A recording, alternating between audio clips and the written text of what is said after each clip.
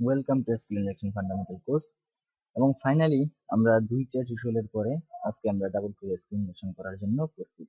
তো এখানে একটা ফাইল দেখতে পাচ্ছেন, কমান্ড ফর ডাবল কোরি SQLI RTF file, rich text format আর কি। তো এটা আমি রিচ টেক্সট ফরম্যাট করছি এই কারণে যেন যাদের মাইক্রোসফট অফিস ওয়ার্ড নাই তারা এটা যদি ডক টাইপ করে তাহলে দেখতে পারবেন না। সেই জন্য যদি আরটিএফ করি আপনারা ওপেন উইথ ওয়ার্ডপ্যাড, যেটা উইন্ডোজে ডিফল্ট ভাবে থাকে, আপনি ওয়ার্ডপ্যাড দিয়ে আপনি সরাসরি দেখতে পারবেন। অর্থাৎ যদি আপনার মাইক্রোসফট অফিস ওয়ার্ড না থাকে তাহলে আপনি দেখতে পারবেন, বাট যদি থাকে তাহলে বেটার হয়, কারণ এখানে আরো ভালোভাবে দেখতে পারবেন। তো যাই হোক, এখানে আমি যে কমান্ড গুলো ইউজ করছিলাম আমরা আগের টিউটোরিয়ালে, অর্থাৎ আগের দুইটা টিউটোরিয়ালে, ঠিক সেই কমান্ড গুলো আমি এখানে লিস্ট করে দিছি যেন আপনাদের এখানে করতে সুবিধা হয়।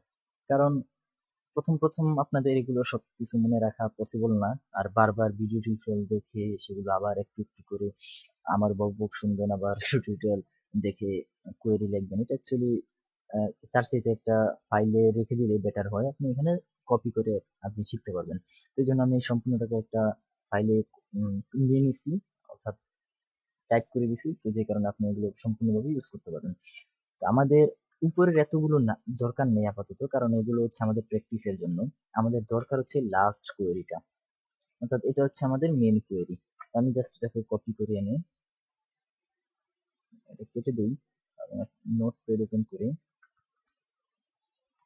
এখানে রাখি। Okay, এটা হচ্ছে আমাদের কোয়েরি। তো সেমিকোলন লাগবে না, কারণ আমাদের এখানে আম, কি বলবো এসকিউএল ইনজেকশন করতেছি। এখানে আমি যদি সেমিকোলন দেই তাহলে আমাদের কোয়েরির মধ্যে ব্রেক হবে, এই জন্য সেমিকোলনটা লাগবে না। তো আরেকটা জিনিস যেটা, যে আপনি এখানে পিএইচপি অ্যাডমিনে সবকিছু করতে পারবেন, এটা আমি দেখাই দিই। ধরেন একটা ডাটাবেস সিলেক্ট করলেন আমাদের যে এসকিউএল ল্যাব, এবং এখান থেকে এসকিউএল এই বক্সটা সিলেক্ট করবেন এবং এখানে পেস্ট করবেন আমাদের পুরো যেই কমান্ডটা আছে সেখানে। এখানে আপনি সেমিকোলন দিলেও সমস্যা নাই, যেখানে আমি জাস্ট গো দিলে আমাকে সেম আগের ভ্যালুগুলাই রিটার্ন করবে এখানে। অর্থাৎ আমরা যেটা কমান্ড প্রম্পটে যেটা পাইছিলাম সেটা এখানে পাবো। অর্থাৎ আপনি যদি কেউ কমান্ড প্রম্পটে ভেজাল না চান, আপনি এখানেও করতে পারবেন, অর্থাৎ এখানেও প্র্যাকটিস করতে পারবেন। তো এটা অ্যাকচুয়ালি আমি এখানে দেখাই দিলাম।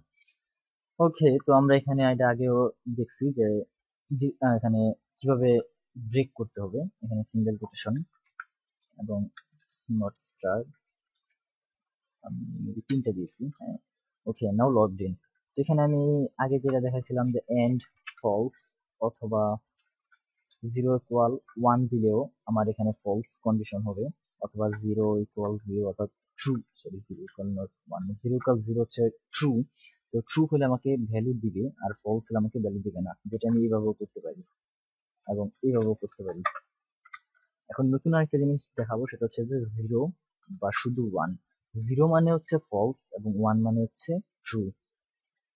তো এটা অ্যাকচুয়ালি কম্পিউটারের ভাষায় 0 মানে অন, সরি 0 মানে অফ এবং 1 মানে অন।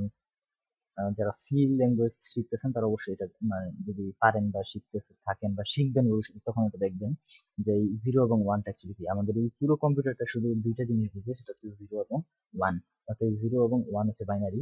আপনার এই দুইটা জিনিস শিখ পুরো কম্পিউটারটা বুঝে, 0 1 0 1 1 0 0 1 1। ওকে, যাই হোক, তো 0 দিলে আমাকে অফ অর্থাৎ ফলস, সেম কাজ করবেন 1 দিলে ট্রু অর্থাৎ আমাকে দেখাচ্ছে।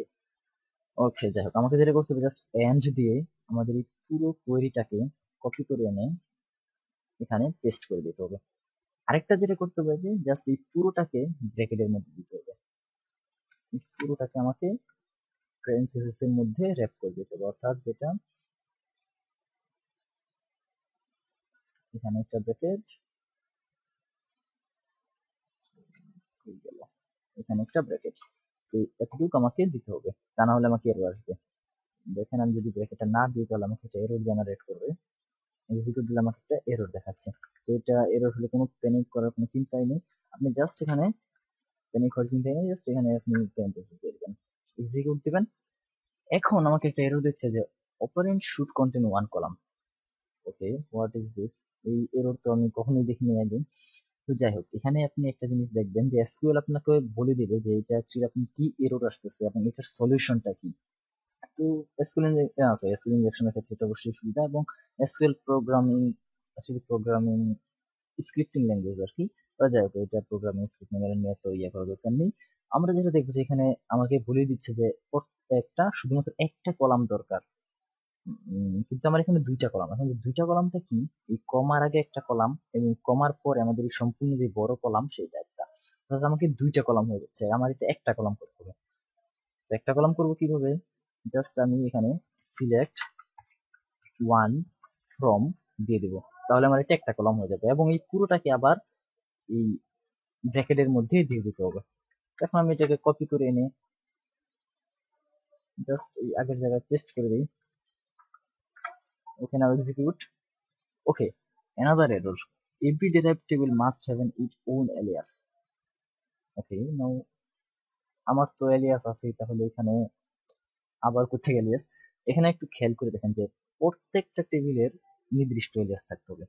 অর্থাৎ আমার এখানে একটা এলিয়াস আছে, এটা হচ্ছে আমার একটার জন্য, এবং আরেকটার এলিয়াস আমার দিতে হবে, সেটা হচ্ছে যে আমাদের এই কলামের জন্য আর কি।